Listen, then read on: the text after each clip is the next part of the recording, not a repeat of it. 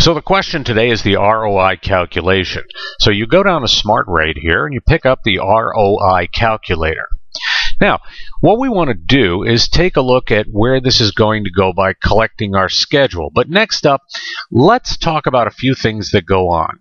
So first of all, let's do a dentist office. Now, if you go to get your teeth cleaned at a dentist office, it's $100 is your average sale.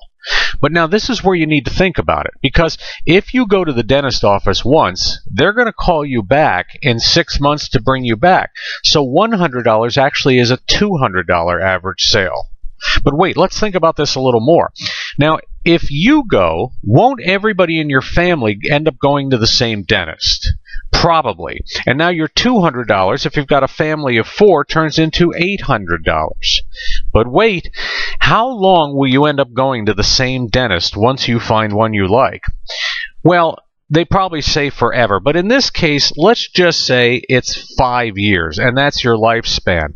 So basically, the person coming through the door is worth $4,000. Now, for the question of this, I'm going to put in a schedule of $50,000 because I like that number. All right, what is the profit margin at the dentist office? The important part here is how you say it. In this case, what we're going to say to the dentist is, now listen, for somebody new who comes in, what is your margin on your service? Now, you're going to be paying for your building whether somebody comes in or not. That's a standard. You're going to be paying for your receptionist, your malpractice insurance, all your equipment. What we're talking about here is incremental business. In other words, what actual costs do you have for this incremental person? Now, in the case of the dentist, it's zero. They don't even do spit cups anymore. But let's give them the benefit of the doubt and say it's 90% profit. All right, next up is your closing ratio. Now, obviously, if you're on a car dealership, maybe it's 2 out of 10 or whatever, but the closing ratio on the dentist is pretty much 100%. Everybody who walks in is going to end up getting their teeth cleaned.